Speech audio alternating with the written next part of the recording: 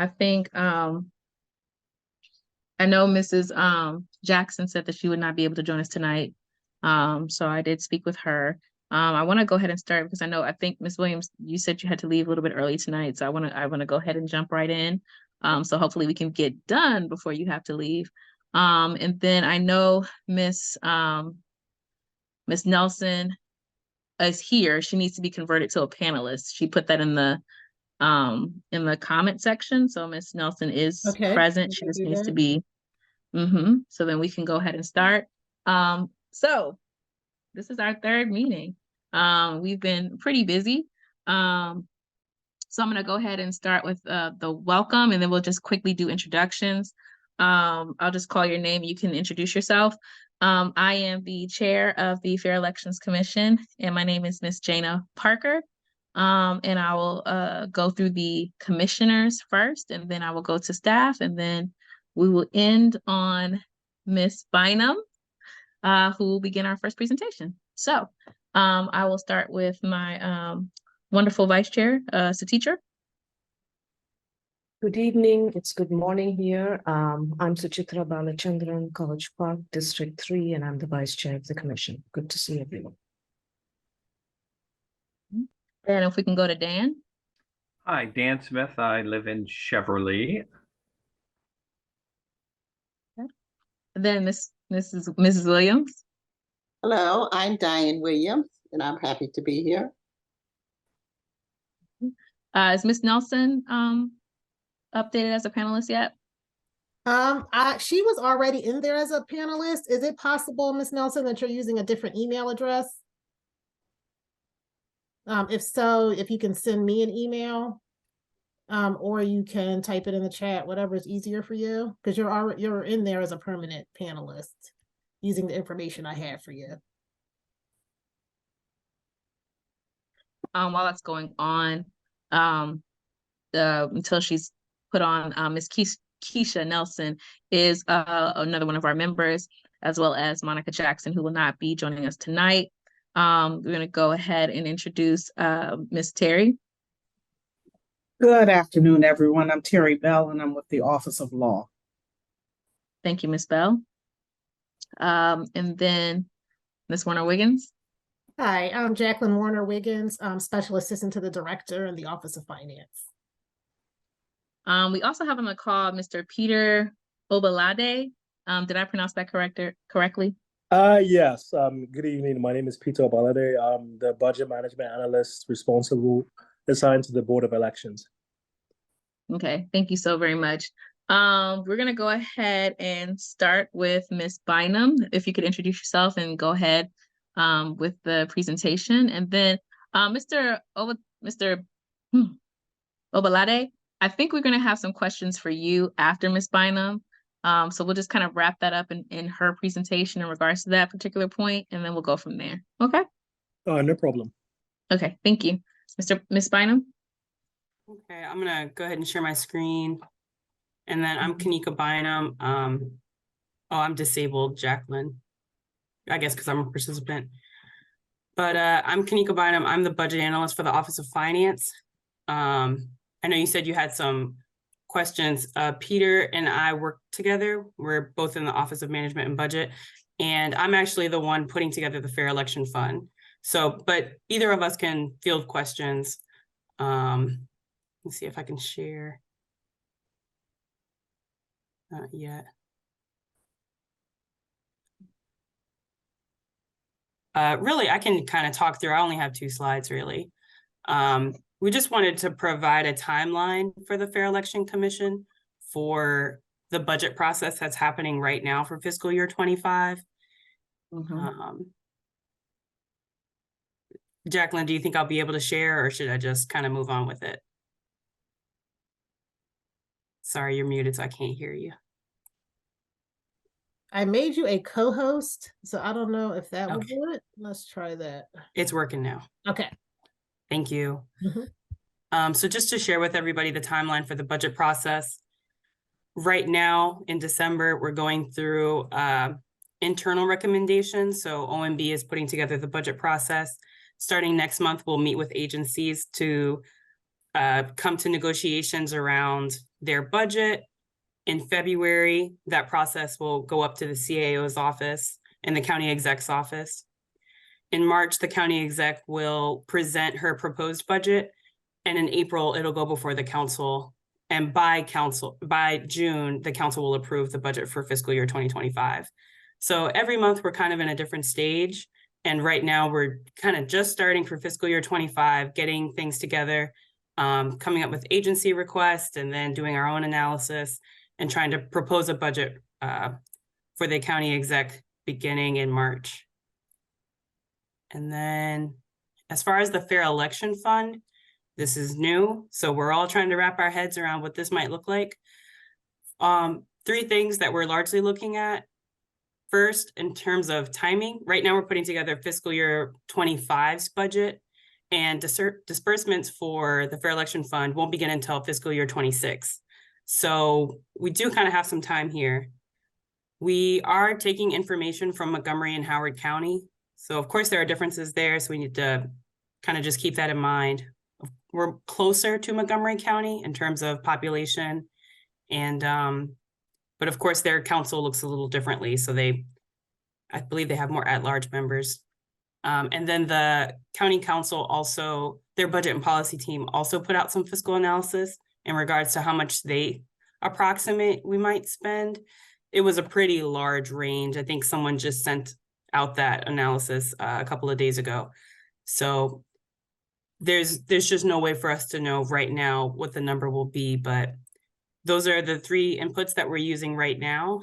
And we'll just have to go through the budget process to see what the number will be. The number that we come up with in fiscal year 25 isn't necessarily the ultimate number when it comes to the first election, because like I said, disbursements won't begin until fiscal year 26. And right now we're working on 25. So, you know, whatever number ends up being proposed in fiscal year 25, that's not necessarily the ultimate budget for the Fair Election Fund for the 2026 election cycle. If you guys have any questions, feel free. I have a question.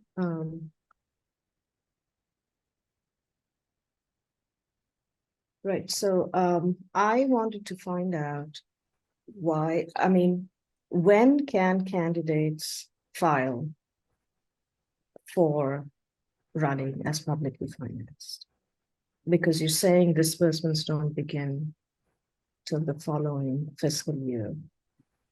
But I thought, and maybe I'm wrong, I thought that in the bill, it says, when do we set it up? Because this is the first cycle, but in the bill, it basically says, I think, the open period begins as soon as the next count. For the next cycle, it'll begin as soon as the council 4-year cycle begins. So there's nothing actually preventing someone from filing as a candidate for publicly financed race, except that we haven't set the program up yet. Is that correct? So I can jump in on that. Yes, someone can indicate that they can actually indicate that they would like to be a candidate and start that process. In terms of the program being set up, what we don't have in place is a formal process for indicating the notice of intent to participate in the program. And so I would say if we come across a candidate that now has begun the process and has begun the process of joining the race and would like to participate in the program, I would suggest that we can come up with a system for making note that individual intends to participate in this program, and can start the process of collecting the necessary donations required to become eligible to begin receiving disbursements. But the way the legislation is set up, disbursements do not occur until FY 2026. The earliest that anyone would be able to get a payment would be essentially July 1st, 2025, which is the very beginning of fiscal year 26. Right. So if I could just follow up on that, there is a criterion in the revised bill, which was CB 76 that just got passed, which requires that if you do intend to file as a publicly financed candidate, there are some restrictions on how much you can actually, if you have an existing campaign account, there's a restriction on how much you can gather into that and how much you can spend from that. And that is for the entire 4-year cycle of this election cycle. So a candidate who is contemplating running publicly financed needs to now, according to the bill, I mean, or it would be fair to say to that candidate that they have some confidence that this program is going to be funded adequately for them to make the decision that they're going to run publicly financed and not gather funds from other sources because they don't know whether this program is going to be funded adequately or not. So that onus is then on us because of the way the bill is now written, that candidates who may choose to run publicly financed should have that assurance that there will be money in the budget. And I think we talked about that, Ms. Warner-Wiggins, in the email chain in regards to, I guess, the commission drafting a letter and then submitting it for legal review in regards to going out once we all approve it by the next meeting to the candidates that already are in the system, as well as maybe like a public letter to candidates who have the intent to file. If I'm following and tracking you correctly, Satitra. Yes, so I mean, the point I wanted to make is while the fiscal year 26 budget would cover disbursements, if that's when the money is put in, there is still the question now of, given there's only $400,000 in the fund right now, there's still the question of candidates having some assurance that they will be adequately funded if they choose to run publicly financed, and that should happen in this budget cycle. That's sort of my thinking about this, and I welcome comments from other members of the panel. I agree with that. I know Dan had a question. I agree with that, and I'm going to move it on to Dan because at the end of the day, we wouldn't want someone to put the notice of intent to file and to go through all the process, and then this is not funded properly. Then subsequently that harmed their chances in the cycle. Dan? Yeah, thank you. I have two questions. One is typically the county executive has had listening sessions about the budget. Will that occur this cycle? And if so, do we know when that's likely to occur, and will they just be virtual or in person? That will occur this cycle. They typically happen, I believe it's like early March or early April or late March. Of course, the last couple of years they have been virtual. I'm not sure if it'll be virtual or in person this year. Okay. So I can't say for now, but I'm sure some sort of notice will go out sometime in February or March. Okay, my understanding, my remembrance was that they actually were held earlier in that, so that they actually were done at a time. So they're listening for input from residents prior to the formal presentation, so that some of those comments could potentially affect the bottom line, or the line items that were in there. That's what I remembered. But no, I think you're actually right about that. Exactly when it happens, I don't remember, but it would be before the March 15th presentation. So, the county executive will present a budget of, again, this would be for fiscal year 25, which would be before the disbursements would begin for the Fair Election Fund. And then any public comment about that fund in particular would be taken at that time. And that can be taken into account. Okay, that'd be helpful to know when that occurs, because I think there's many people that are interested in this process that would potentially want to weigh in and have their voice heard at that. The other question I had was, so it sounds like, so we've got the county council their budget and policy review, which we got that document. So how does the finance office look at this, and will we be getting like input because my understanding is we're charged with making a recommendation for the budget. So will we be getting a similar document or something from the finance office, or do we have all we're probably going to get right now? I can speak on that. The Office of Finance generally we're not involved in formulating the budget. And so we can help you find or connect you with resources to make your recommendation. But our office generally, so there's the Office of Management and Budget that actually formulates the budget. Office of Finance is not directly involved in that process.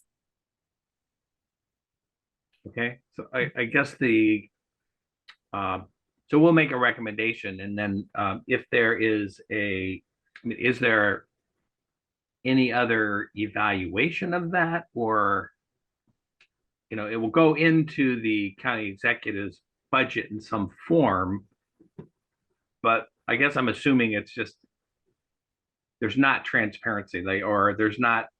We make a recommendation, then it's like we likely won't get any response, and then we just have to wait until the budget comes out to see what's made. So my question, I guess, is there any other opportunity for dialogue between our commission and OMB, or the people that actually will put the number into the budget that will come out publicly? I can ask about that. Typically, I'm not sure what the interaction would be like between the Office of Management and Budget and this commission. Typically, we don't release budget proposal numbers until the March 15th date. But I can understand where this commission, I can understand where it might be different or it might not. I'm not sure. Other commissions that I've worked with, they would hear it on March 15th as well. Although, of course, your input is needed. I can ask and try to get back. But I would expect, given other commissions, I would expect that you guys could make a recommendation based off of your own understandings or what analysis you might have, or from the county council's budget and policy team. And that would be something that we would receive and take into account. Okay, and just a final follow-up would be, it would be helpful, I guess, to us, I think, if when that budget comes out, there's a justification or a rationale that comes along with that, so that because we're trying to make some assumptions about how many candidates there'll be, and whether a certain percentage of them will only use 60% of the funds or 40%. We got some helpful information on that from the document that's just given to us from the legislative office. And so we're trying to come up with these assumptions, and it would be great to engage if there's other review that looks at those assumptions. That would be really helpful, rather than just to come at the end and say, well, all we have left in the budget is X. So it'd be nice to know if it's coming based upon a review of actually how the program is likely to work, or whether it's coming just because it's a tough election year and this is all we've got. And so that's, I guess, the what I'm asking for would be, hopefully we could have a discussion about the assumptions that go into it, so that and then I appreciate you saying how, well, there's still another budget year, but we just have two. We have 25 and 26. Right. We don't put together the budget based off of whatever money's left over can go here. So it won't be a crumbs budget. We are looking at Montgomery County has great reports on their website with their historical usage.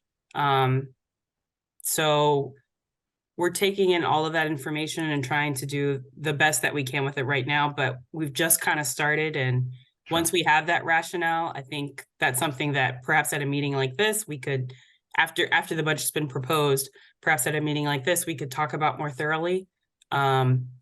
And again, yes, just really want to stress that the 25 number will be added to the 26 number for the 2026 election cycle.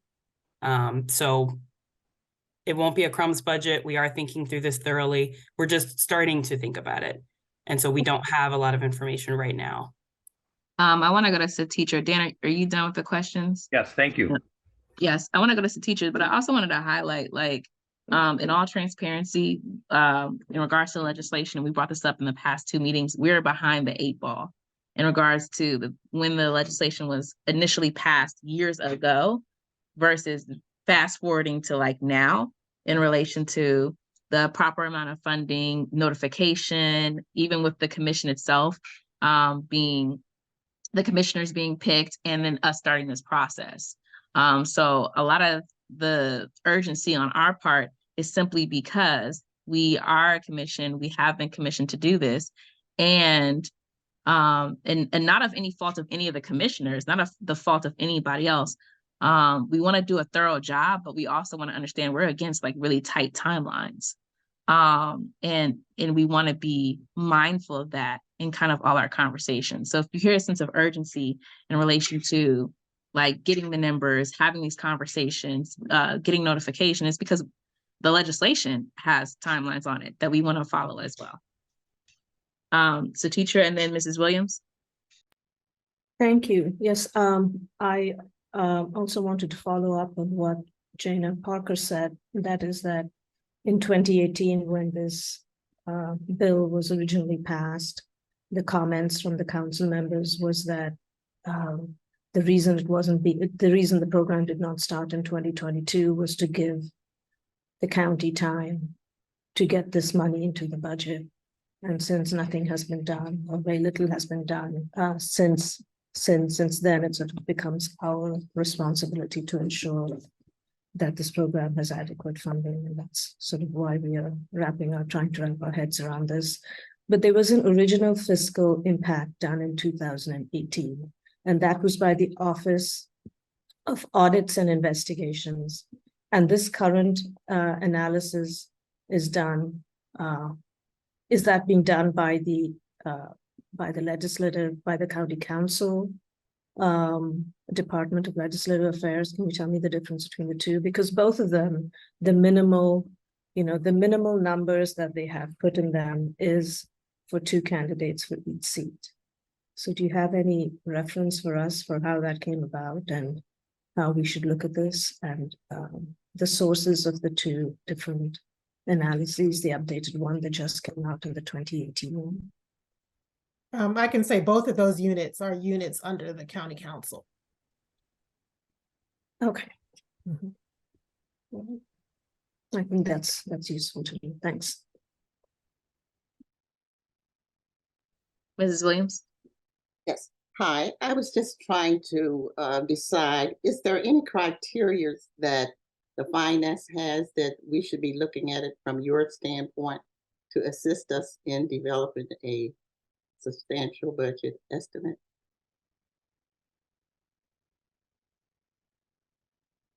When you say criteria, you mean just, I mean, I think the justification that was provided through the offices under the county council would be the type of analysis that would be used to make those kinds of recommendations. Oh, okay, so nothing additional from the budget office. Unless you have some other assumptions that you think were not included in that analysis, which I'm sure the Office of Management and Budget would be happy to hear. No, I was just trying to find out how perhaps you would be arriving at your estimate and perhaps some of that information that you would have to make that determination that we need to look at when we propose our recommendation. That's what I meant by, was it any criteria that is available, that's necessary, that we need to review? Kanika, do you want to jump in? Is there anything else any kind of other information you'd be using? I mean, right now, what we're trying to get a sense of is, one, how many elections are we going to have in the 2026 election cycle? Because there's the possibility for a special election and then a primary, the general election. So how many elections are we going to have? We just don't know how many people are going to jump into the race, how many people are going to be running for which offices. So we're trying to, I think you saw a small portion of that from the PDF, the county council's budget and policy team's PDF, where they tried to get a sense of, like, if 6 people ran for an at-large seat and 3 people ran for district seats and 6 people ran for county exec. And then there's an estimation of, are they really going to expend all of the funds that they have access to? Those are all of the things that we're trying to take into account. And right now there's, of course we don't know, but we're just trying to do our best estimate. And so I don't know if that's, I don't know how much research you all are looking to do on your own. When the county council's team went into past elections, the numbers were truly all over the place. There was no sense of an average of how many people run for a district seat or an average of how many people run for county executive. So at least I think they looked at, like, the past 3 or 4 elections. It was hard to come to a generalization, but those are the kinds of numbers and scenarios that we're trying to budget out so that we can be prepared for 2026.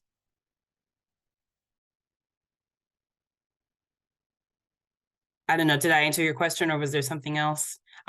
Right now, I don't have a sense of what other things outside of the information that, from Montgomery County's website or from the county council's analysis. Right now, we're still just in the formulating process. So I don't have a sense of what's missing other than truly just being able to tell the future. Right. It sounds like we kind of don't really know. So I just thought, when you all were making up your budget and your analysis, maybe you could share the criteria or things that you use that we could also piggyback on. But thank you so much.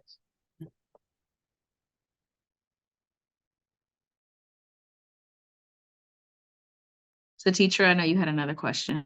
Yes. So a couple of things. One is what I feel that the 2 fiscal analyses that have been put forward so far have missed is that there are candidates who file for election who let you know upfront that they do not intend to spend more than $1,000.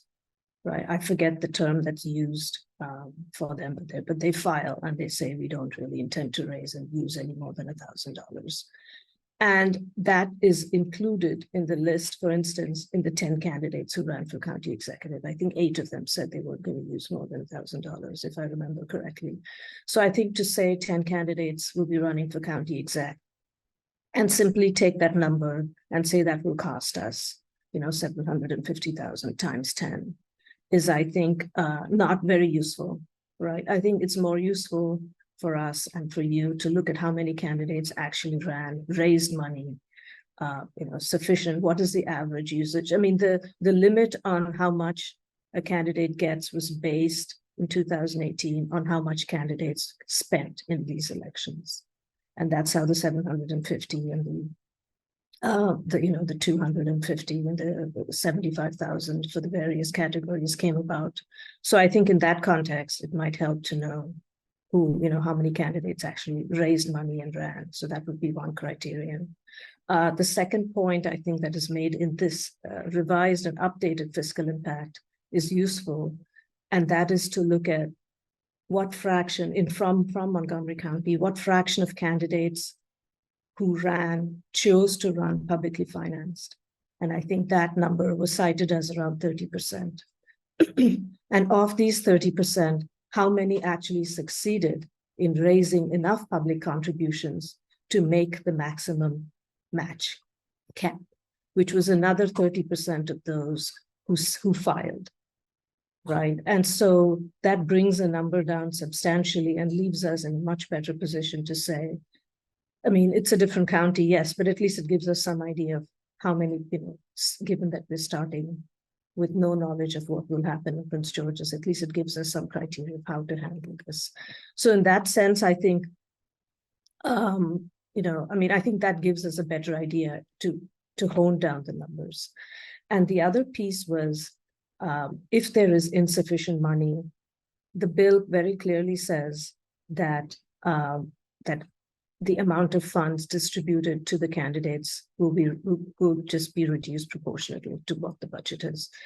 And I think, as somebody working on this commission, the last thing we want is to invite people to run publicly financed with the intention, and that's the intention behind the law, that this will then allow, which will improve the state of democracy, will get people more engaged. I mean, various reasons for why this program is in place. The last thing we want is to encourage people to run and tell them, I'm sorry, we don't have enough money for you to fund your election, right? That would be a terrible way to start. So I think we can both put some limits at the bottom end and put some limits on the top end from what we know practically. And that's why I think the 2 candidates per seat was, I think, the lower limit in both these analyses that was done.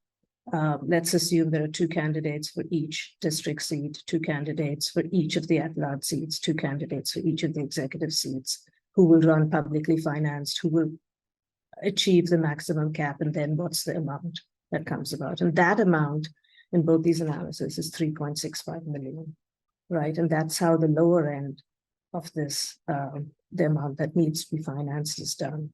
So I wanted to put those thoughts forward on, because otherwise the range is huge. If we assume that everybody's going to run publicly financed, and then it takes us nowhere. So I think we can actually put some restraints on those. And I would like Kanika's comments on that. Thanks. No, I mean, that's exactly what we're looking at. So I think you saw from when I've seen Montgomery counties, I don't think I saw maybe 1 or 2 people who reached the maximum. And then, of course, you spend a lot of money on the primary and then assumedly not very much in the general election. So the primary is kind of the real race where things can kind of get up, become more expensive on thinking about it from that perspective. But no, that's exactly what we're looking at in terms of which seats are open, how many people do we expect to run for that seat. Just looking at other counties, it doesn't look like the chance of kind of maxing out is very high. It seems that it's really more a matter of how many candidates do you get. And I think that 3.5 number, right, was the lower end of the estimates. And I think Montgomery County spent $5 million their first election, general and primary. So everything that you said is exactly what we're thinking about. It's just a 2 to 3 month process to put the budget together. And whether or not there's a special election, definitely will throw a wrench into the bunch. But everything that you said is exactly what we're thinking about. We just have to come up with a number from there and then decide how do we want to fund it over the 2 fiscal years that we have. I know Dan had, go ahead, teacher. Just to follow up, when you talk about the special election, this program doesn't come into effect until the 2026 primary and general election. So it doesn't actually kick in if there's a special election before that. That's my understanding. So I don't think we need to worry about, if there is a special election, there won't be public financing for the special election. So I think that's, so that was the comment that I had. And there was something else which I seem to have forgotten, but when it comes back, I will raise my hand again. Thanks. Okay, that was helpful. But I mean, my question was about the very same thing. And that is, and I think maybe we park this and need to come back to it, but would be, in what instances could it be that the fund could be used for a special election? First of all, it'd have to be set up there, but I'm just since you raised it, I think something we should look at going forward to see if it's some way it could be worked, because I could envision that if somebody has already set up a fund and is running for an office, and maybe they, I don't, could they switch offices if there's a special election that comes up and they, you know, and they want to, or they're eligible to run in a special election. They already have a fair election fund account set up. Could they run that? So I don't think we need to get into that speculation right now, but if anybody has any obvious insights, but otherwise I think we should at least visit whether it works, because that obviously would affect the funding. And someone would have to get funding, you know, like instantly, because often aren't they set up with just a month notice or something? Very little notice often. Yeah, the special election is a month of. I'm gonna get to teacher, and then I have a question as well. So go ahead, teacher. Yeah, I don't think you're allowed to suddenly switch. I mean, I think when you file, you're filing your special election.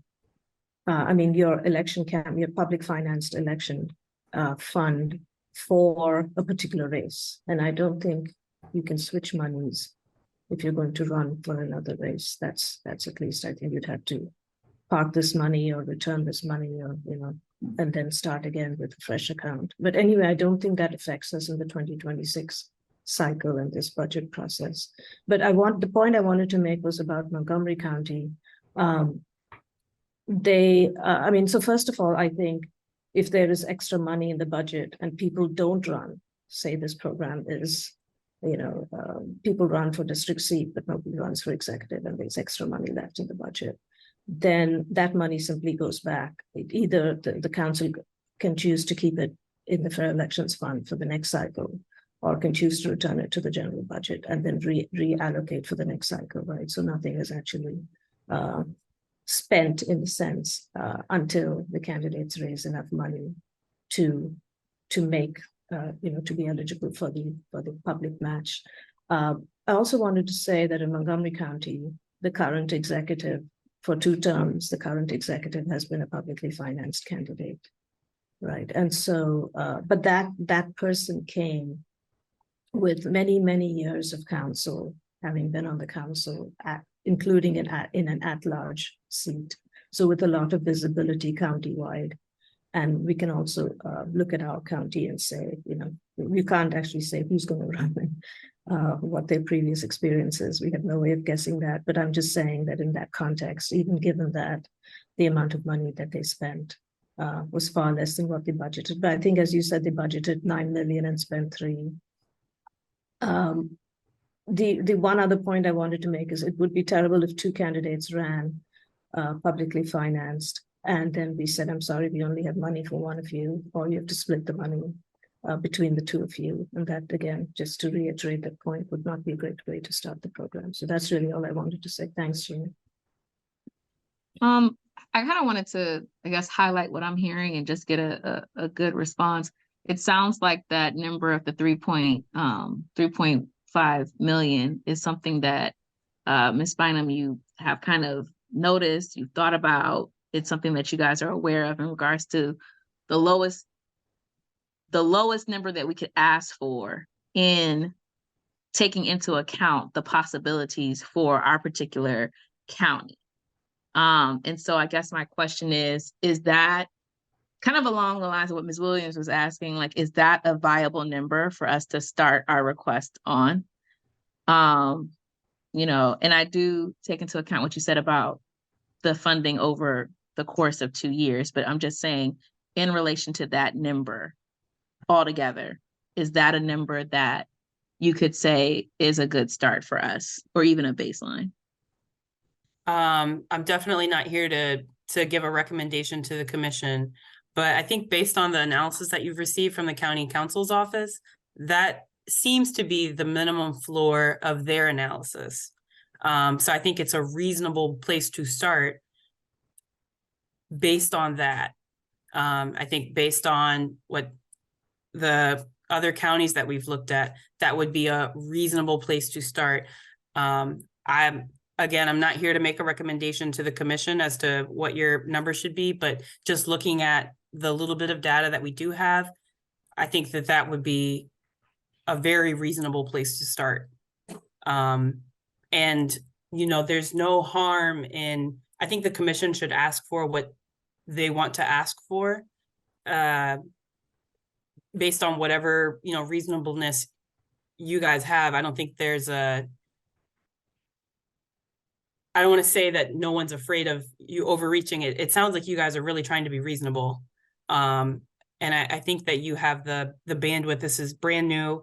I think no one wants it to be a failure the first election cycle. I think you have the room to ask for what you think is reasonable. Okay, thank you. So teacher? Yeah, just one other point. No, I think that's very useful comment for us to have. But the one point I wanted to make is that in Montgomery County, there are two tranches. I can ask for money in the primary and you can ask for money in the general. So you can ask for money twice. Whereas in Prince George's, whatever money you get, the limit, which is say 75,000 for a district seat, is what you get to run both your primary and general elections. So I think we should keep that in mind as well. And I think the reason for that is really because the primary determines the winner for the most part in Prince George's, because the vast majority of voters are Democrats, and the Democratic primary is what matters in Prince George's. The numbers are somewhat different in Montgomery County. So I just wanted to also keep that in mind in terms of our budget versus Montgomery County's budget.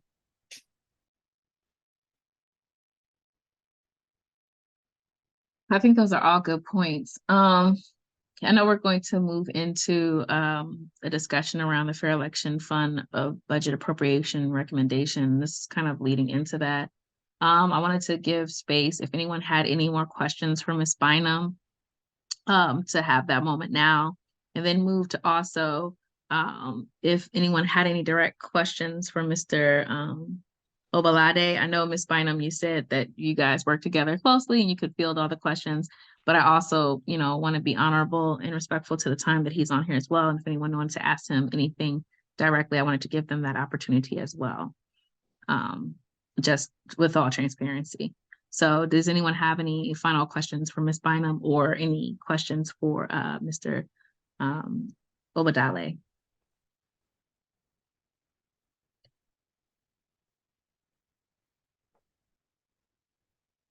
Okay. All right. With that, Ms. Bynum, thank you for your participation tonight. Thank you for your attendance. We really appreciate you. Mr. Obalade, just trying to pronounce your name correctly. Thank you for coming as well. Did you have any closing remarks, either of you?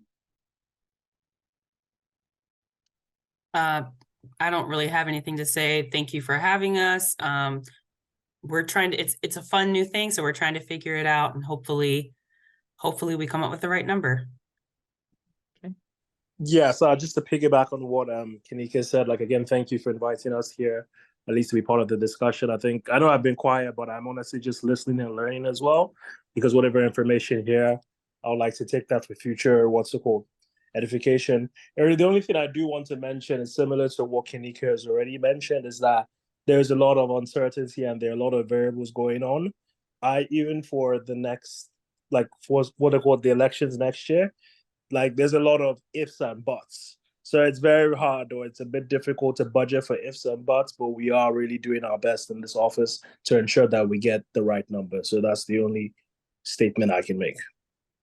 Okay. I wanted to acknowledge there was so thank you. I wanted to acknowledge that there was a question in the chat that said, if a special election is held after 2026, how would the system work?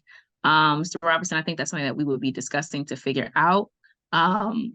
This particular portion is about having enough funding in the pot for the first election cycle of 2026. So we're gonna focus on that first and then work to think about the next portion, because that's kind of our charge right now. So yes. Thank you, Mr. Obalade, as well.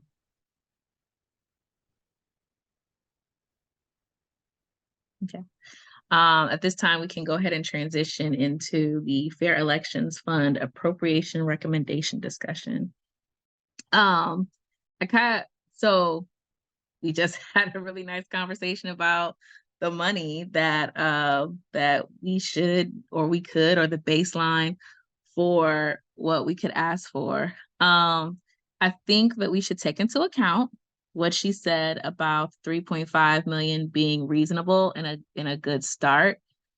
And in addition to the fact that we already have 400,000 in there, but also take into account that she said that there would be another bump in the next budget cycle as well. So taking in context to that, I have a suggestion. It's a suggestion. We can all open dialogue about it. Starting off our funding request for this budget cycle for 2 million. And the reason why I'm saying that, I'm going to also add this context in there. It would put us at 2.4 million, right?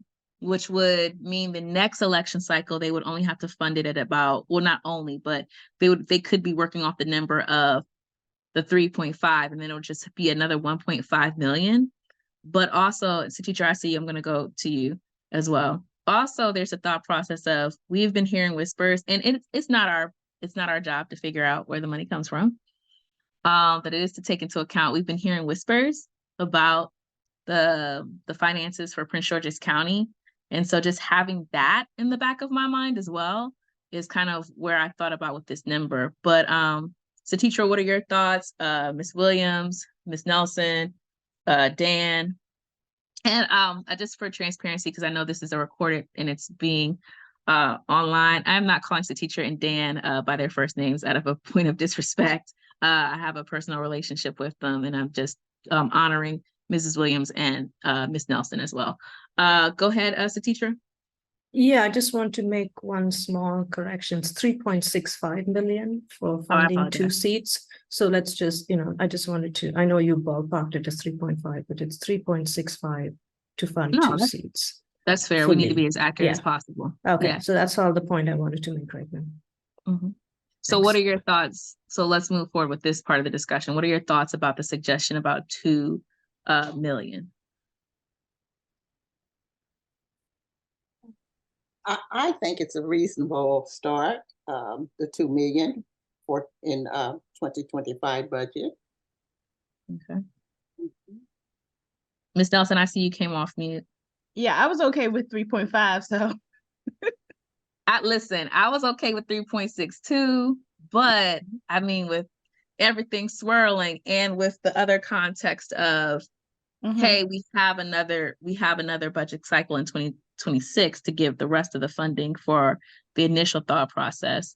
And I'll address my thoughts also in regards to how to request that. Dan, did you have some thoughts on this? Yeah, yes, thank you. So I looked at the numbers quite a bit from the updated analysis, and then just was reflecting. So just to put it in perspective, if we would have funded the 3.65 equally over, there would actually could have been 7 budget cycles since this legislation originally passed, and that would have put it at 525,000 per year over that whole period, which is important. I guess going forward, once we can hit a stable first election, once we make that heavy lift and get there, the annual funding each year, we need to come back and revisit, but it will come down, and it would look like it would be under $1 million, I would think. But for now, we need to make that catch up, and I think that the 3.65 million, which would then be with the 400,000 would be 3.25. And if we did, I think it's important to have a strong statement now, both we're catching up, but also just to affirm to the community and to the candidates that this is an important program and you can have confidence that we'll get there. So that's why I would think that it would be helpful to the overall, I think, confidence in the program if the number coming out would be more than 50%, the money going in this next cycle. And so that's why I would support that. And then just one final thing is that, I did, and this is something that I think we can look at deeper, or that the probably the Office of Finance will be looking at, is if one takes a real deep dive into the Montgomery County numbers, which again is hard to compare these, but even if one looks at how Suchitra presented it earlier, let's say roughly a third of the candidates use public funding, but only a third of those actually use the full amount. One does a percentage of that. I actually came up with a percentage for each of the races and worked through in my old sort of high school math method, and it came out pretty close. I mean, it was like slightly less than the 3.65, but not dramatically different. So it was, down in the lower 3 millions, using that, trying to see if those numbers could come up with anything dramatically different. In my first look at it, which actually, I spent a couple of hours, I couldn't find anything that would change the magnitude of that overall. I think the only magnitude that's going to be is if there is the number of candidates running for the county executive, and that we just can't predict, I think. And so including 2 is, I think, a responsible way to proceed. And if there were less, the number could come down. I mean, that's where the big hit comes from in overall. But because I found not not a factor of 10 or, a magnitude much different, I'm confident in going forward with the 3.65 overall number. And I appreciate that the Office of Finance is going to be looking at it as well, and that they're going to be trying to come up with their own assumptions, and that we will see if so anyway, I'm confident in going forward with that and asking for 2 million this year. Asking for 2 million this year, but then overall for the 2. So are you confident? I think we might be saying the same thing different ways. Are you saying that you're confident with asking for an additional 3.25 over the span of 2 years, with the first influx of money being 2 million this budget cycle? Or are you saying that you want the additional 3.25 all in this election cycle? No, I think I'm sorry, in this year. Yeah, no, I think 2 million in this coming budget is appropriate. And then, we'll revisit it again. But I think our expectation or assumption or default will be that the next budget cycle will be 1.25 million, and we'll be open to any further discussion. And I'm going to go to Satitra, but that's kind of what I was thinking. I was thinking in framing our request, we frame it from the perspective that over the next 2 years, this is how we see this program funded at a minimum of 3.65, with 3.25 put into this budget cycle, and it put into the fund over the next 2 budget cycles, with 2 million being the first iteration. That is kind of how I thought of it in my head. Of course, you guys aren't in my head, so kind of explaining that out now.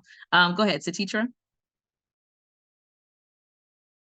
If anyone else has anything else to add before I jump in, that would be fine as well. Otherwise, I mean, I was glad to see the Department of Finance also sort of wrapping their heads around the 2-person per race being kind of the minimum that we could do, or, you know, acknowledging that that was a reasonable way of looking at it. So, I mean, maybe we could frame our letter by saying this is the budget we want, and, you know, perhaps even making a recommendation of the full amount be done in this cycle, so as to inspire confidence in candidates that who want to opt in, to say that they would be money in the budget if they decided to go. I mean, it's a really very, you know, safe way for us to budget this, because if it doesn't get used, it goes back to the public coffers, right? We're not spending anything unless candidates come up and actually run publicly financed, qualify, and then start asking for the match. So, you know, perhaps to inspire confidence, we just want all of the monies in this budget. And, you know, and then looking at the entire budget, which is $5 billion or thereabouts, which with half of it going to the schools, the folks that make these decisions could determine, but we would say no less than 2 million in this cycle. Because this is the point at which candidates will decide whether they're going to run or not. So we want to make it substantial in the first year, but no reason, given the small dollar amount that it is relative to the entire budget, that everything couldn't be funded right now. So that was the sort of the thought I had, put it forward in that fashion. So you're saying, and I'm gonna say it in the way that we would probably need to phrase it to give context to everybody in their thoughts and feedback. So what you're saying is you want to give them options in regards to getting to this the additional 3.25, to say, hey, we'd really like for you to fully fund it at 3.25 this budget county cycle. However, if not, then we still feel like the 3.25 number could happen at 2 million this budget cycle, and then an additional 1.25 at the next budget cycle. Is that what you're saying? Yeah, something along those lines, because it seems like there is some consensus that they should be, I mean, even from the folks who analyze budgets, that 2 per seat is not a bad way of looking at it as the minimum, and that's what we are recommending. Yeah, so that's it. I would say yes. Okay, I like that idea in regards to giving. So first off, I like the idea in regards to giving them options, because this is, I'll leave it at that. I don't want to give too much of my own thoughts outside of the fact that I like the idea of giving them options, with still the number requested that we would want to have, and that would be like the language we would utilize. I'm just a little bit confused when we say give them options. I thought we said that we would recommend the 3.65, and for this cycle we would ask for 2 million because they already have 400 available. Is that right? Yes, that's what we initially were discussing. Satitra was saying to give a different perspective in relation to asking for the 3.25 to be fully funded this budget cycle, but then also saying if that is not a viable option, then the 2 million this election cycle with the 1.25 the next, I'm sorry, I keep saying election cycle, with the 1.25 for the next budget cycle. That is what Satitra is offering. So essentially, when I say options, it's like, hey, you can put all the money in the pot now. We greatly appreciate that. Let's do that, right?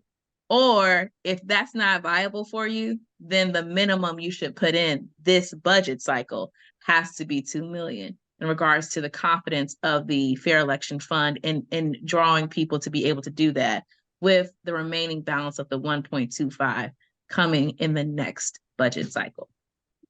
Because there's so much uncertainty about it, I think one would question putting it all up front. Because, you know, we don't know, they don't know. Long as we know that we want it to be 3.65 for the total, and to only allocate 2 million now, I think that's a good recommendation. But I'm flexible. We would still offer that as a recommendation. We would just say at the top point that if you could put in the whole 3.25 now, that would be like, hey, do that. And also It doesn't sound realistic. that right. To me, it doesn't Well, I sound don't know, Mrs. Diane. The budget people got on there and said it was a fair request. So, okay. I don't know. It might be realistic, but Okay. I do think it could be realistic from the budget people standpoint, and then we're all like gung ho about it. And then we're also taking into account, you know, the other factors. The county council has what they would want for a budget. The county executive has what she would want for a budget. And all those things come into factor in regards to what we're requesting. I know that it seems as if we're all, you know, staunch on, look, 3.65 is the program amount that we want. And it's the very minimum for Prince George's County. So we're all agreed on that. I think the part that we're trying to, you know, figure out and how to give it to them is just kind of like, hey, you can fund it fully up front, or you can break it up into these two portions. But we know that the 1.25 can't be the first, that can't be the first deposit. It has to be the 2 million for the first deposit. It has to be that in my estimation. There's a question in the chat. Let me get to that. If there's a competition for funds and you can defend a higher figure, wouldn't asking for more make it more likely to get 2 million if that is what you would settle for? John, I hope I'm answering your question as we're like talking now. I honestly, I don't necessarily want to get into negotiations with the county council about a program when we have a firm number, because then the county council or whoever, well, the county council could say, well, if we're negotiating, we can put in 500,000 this cycle because we don't know this and we don't know that. The number is based on what we've gotten back from the county councils, two different agencies under the county council, is that the 3.65 number is the lowest, that the bare minimum that we can go that would give the program a good running start or good jump. And our request for 2 million, the first budget cycle, is only from the perspective of also requesting that it's fully funded in the next budget cycle at the 1.25 million. I hope that answered your question, Mr. Robinson.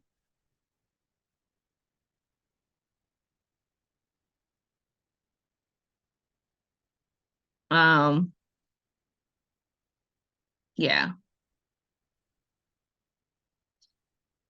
I think that's a good, that's a good number. I also wanted to quickly look at this letter that was drafted in relation to presenting the county with our recommendation. I'm gonna read it really quickly, but you guys should have got it in your email. And I'm going to read it just for the context of if you guys feel like there's something that should be changed or taken out. I know this was kind of, you guys kind of got it at the 9th hour. So I write on behalf of the County's Fair Election Commission to present our recommendations for the amount of funds to include in the county's FY 2025 budget for the Fair Election Fund. The Fair Election Fund Commission was authorized to oversee the rollout and successful operation of the fund, which, beginning with the 2026 election cycle, will provide matching funds for candidates for county council or county executive who opt into the county program established in CB 099-2018 and amended with CB 076-2023. Providing annual funding recommendations is the primary responsibility of the commission. Adequate funding is essential to the success of this program. The 2018 Policy and Fiscal Impact Statement for this legislation provided 3 budget scenarios for the fund. An updated fiscal impact estimation for the county's Budget and Policy Analyst Division, provided November 29th, 2023, reviewed and updated the analysis. Both of these assessments consider 3 estimates for the amount needed in the fund, depending on the number of candidates qualifying for the full matching funds. The smallest estimate is 3.65 million. Would provide full matching funds to at least 2 qualifying candidates for each office. Following a review of these reports of matching funds in Montgomery County and Howard County, we recommend the $3.65 million fund for the 2026 election cycle. Now I'm gonna pause right here as we brought up, as Ms. Williams brought up, as Teacher brought up, that would be the initial question. We'd add something in there to say, if this fund could not be fully funded at 3.65 million, well, we would change the 3.65 million to, oh yeah, I'm sorry, there's more, but we would just ask at a certain point, we would input the language of what we just talked about 2 million being for the 2025 election budget cycle, and then 1.25 million for the 2026 budget cycle. We'd add that language in there. I just want to put that caveat before I continue. So I know we just discussed it, and then I'm reading a letter that doesn't have it, but we just discussed it. So to date, just $400,000 has been committed for the fund, necessitating the appropriation of the total $3.25 million in two budgets to meet the important goal. The original legislation called for the fund to operate in the 2022 election cycle, but was amended to begin in 2026 elections to allow more time to the fund to fund the program. Had that occurred, the fund could have been reached with this level with annual appropriations of less than $525,000 per year. In order to ensure the success of the program intended to empower the voices of average voters, we urge the county to strongly affirm its commitment to alternately funding elections by, there's some addition, by including $2.2 million in the FY 2025 budget for the fair election. And this would give candidates and voters confidence to the program and its viability. Let's not risk falling short of the community's commitment to fair and equitable elections at a time when the confidence in government has been eroded across the country. The commission and I welcome questions and dialogue around this and other fair election matters. Thank you for your consideration. I would put the caveat that this needs a little bit more edits in regards to, yes, we did put in there the 2 million for the 2025, but I also want to make sure that we're clearly articulating that they can put in 3.25 for this budget cycle, but the minimum requirement would be the 2, as well as clearly spelling out to them, and then 1.25 needs to come in 2026. Those would be my amendments to the letter. Does anyone have any additional feedback?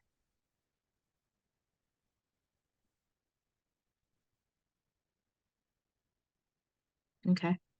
Yeah, I go just ahead. wanted Sorry, to add, I mean, the only thing is that this is the minimum, right? That all the analyses have indicated so far. I think we should make that clear in the letter, that we are, that this is, that because this is the minimum, we still await further analysis, perhaps more detailed look at how one would view this. We don't expect it to get any higher and any lower than this, right? And 2 separate analyses have shown this. So is there some reason to emphasize that in our letter?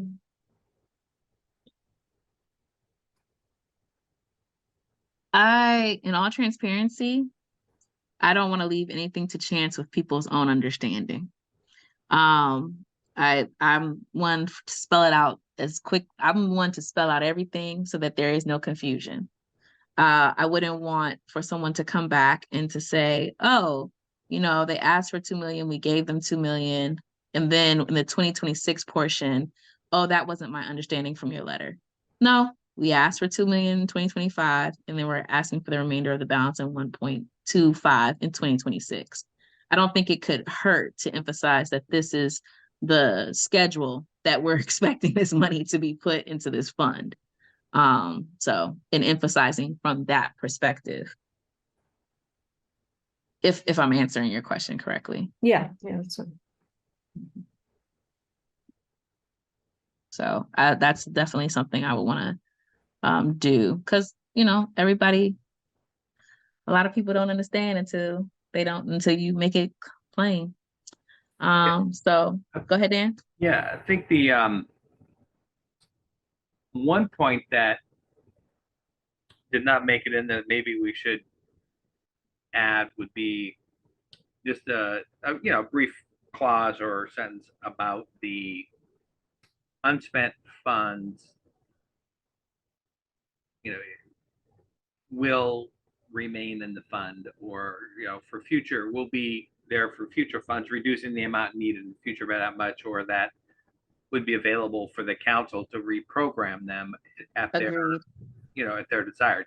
Something just making that point, and not that some of these points are that necessarily important for specifically the county executive or the head of the county council, but that, this letter also is kind of an education vehicle for a lot of people. So including the council members or whoever reads it, it's helpful to have, as you said, spell out some of the detail that in future years we might not have even need as long a letter, because we'll have a website, we'll have all this stuff that's really easy to access back up. So just adding a little bit of those points may be helpful in this first time.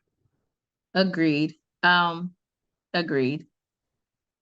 It's been my experience that the more information given in a manner that someone can digest lessens the confusion later on. Lessens the, oh, what? I didn't know, and what? Oh, and blah, blah, blah. It also lessens the questions for us when we have to go in front of them, and not to say that we don't welcome questions, ask away. It's just from the perspective of, well, yeah, in the letter that we sent you, if we don't have two people running publicly finance for each position, then that money stays in the pot and it's a less number two fund.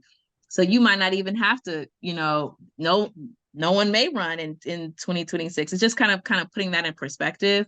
But yeah, I'm always a fan of giving as much information as possible in the most digestible way, so that by the time you ask me questions, it's kind of like, cool. I already addressed that. So teacher, I see you came off mute. Did you have something else you wanted to add? No, I was just trying to figure out what percentage this was in terms of the full budget, because I know it looks like a lot of money when we look at it, but the full budget is also very large. And I know there's the school's budget and then the other discretionary funding and so on. So it might be worth sort of putting something, or at least for ourselves, maybe not in the letter, but for ourselves to understand what percentages, because it's a very tiny percentage. I remember, I don't want to quote numbers now until I've sort of done the math, but it's a very small fraction of the entire budget that we're talking about, right? So everything is a small fraction, but many things are important in the county. So we're always trying to figure that piece out. So that was it. I didn't have anything firm to add to everything you said. Mrs. Williams, I see you've came off mute. Well, I'm getting ready to sign off, so I just wanted to sure, did you need a vote or anything? But I also wanted to thank the Director of Budget and Policy Analysis for sending that updated requested information. It certainly was very helpful for us to give some type of guidance. I really appreciate you all doing that. Thank you. Madam Chair, do we need to vote, or do I need to? With the last point, I think we might need to vote. So let's move to that very, very quickly. This is the notice of intent for deadline discussion. Ms. Warner-Wiggins had brought this up in our last kind of conversation around when do we want to set a deadline for the notice of intent to be in the public funding, the public financing. The recommendation from the state board is the date to be set at the deadline for filing candidacy at 9 p.m. on the last Tuesday in the February before the primary election. Is there any thoughts to moving away from the recommendation of the state board? And if so, for what reason? Outside of that, I would kind of lean to staying with that. What is everyone's thoughts? I think it's how they operate the program in all the other counties, right? So I think we should stick with it, since they are the ones who are doing the gathering of receipts and then giving the information to finance and how much to cut the checks for and so on. So I think the job of running the program is split between the State Board of Elections and the Department of Finance. Did I get that right, Ms. Warner-Wiggins? I wouldn't go so far as to say it's split. The state board, of course, is the keeper of MD Chris, which is the site where candidates would upload their information. But all of the policy development and even the determination, or at least the confirmation of the amounts of the matching dollars would all be handled by the Office of Finance. So much of the, I guess I'm hesitant to say split because most of the Okay. is done by the Office of Finance. Could you repeat the that date? Yeah, it would be the same deadline for the state, which is 9 p.m. on the last Tuesday in February before the primary election. Do you have that date in front of you, Ms. Warner-Wiggins? I sure do. Let's see. That It exact would date. be for 2026, February 24th, 2026. February 24th, 2026. So that is what we are voting on right now in relation to that being the deadline to announce your intent for public financing. And to the point that was made in earlier discussions, I feel like they'll know pretty quickly since we have to send out a letter in like, the next month or so. And the January meeting will be vote heavy because we're going to be voting on at least 2 letters. And we'll get those to you before the January meeting. But that being stated, that number again, that date again was February, you said February 24th, 2026. Okay, so I'm gonna put forth I move that we go ahead and set the deadline for the announcement of, or for the filing of the intent to use public financing to align with the state recommendation of February 24th, 2026. Do I have a second? Second. Okay. All those in favor, vote aye. Aye. Aye. Aye. Okay, the ayes have it, and look at us. Boom. Doing it, guys. So just a quick question about the recommendation letter. Does that, I mean, this is I guess to Jacqueline, do we wait for the next month to pass that, or is that, since we've discussed it, can we approve that now? Or do we have to have the exact language? What's the protocol? You mean the recommendation for the appropriation? Yes. I think because it's kind of an administrative matter and the decision has been made in terms of the general contents of the letter, we can probably, and there's already been a draft put forward, we can probably finalize the draft via email, because the essentially the decision has been made of what's going to be inside in the letter. So I think we can by email share the letter and share our draft, any edits, and move from there. Okay, thanks. If that's the case, then is this appropriate to entertain a motion that I could move that we accept the 3.65 million with the recommendations as we have discussed about the remaining 3.25 million, and that the so we would agree to that, and then I think it would be appropriate if the you can add language, clarify the draft we have, circulate that to the members, and then maybe give the members a deadline to respond if there's any other adjustments or feedback. And then you'd finalize the letter and it could go out before the next meeting. It sounds like that would be appropriate. So you want to put forth that motion, Dan? Yeah, so moved. Second it. All those in favor, vote aye. Aye. Aye. Aye. All right. Aye. Okay.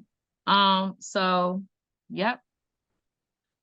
Okay, ladies and gentlemen, that concludes our meeting for today. I'm just gonna wrap up, let everyone go. Guys, we're getting out of here at 7:22, 7:23. Thank you guys all for coming on. I'll check in with you guys over the next 2 weeks. I know that we have essentially a break, so I will let you guys have the holidays and whatnot. But if I send you just like a hey, definitely just checking on you. All right, bye. I just want to say something, Madam President. Yes, Thank ma'am. you for drafting that letter. Thank you very Oh. much. It was quick and a turnaround, but thank you. Oh, no worries. And thank the Honorable Commissioner Dan. Honorable Dan, Commissioner Yeah, Dan. the Honorable Dan. Honorable Dan, you did an excellent job. Thank you, but also I want to thank you for raising last time the value and the importance of asking for an updated analysis. That was turned out to be very helpful there, and I want to acknowledge the staff for the additional information that they put in there so rapidly and thoughtfully. Thank you. Have a happy holiday. Yeah. Happy holiday, everyone. Bye.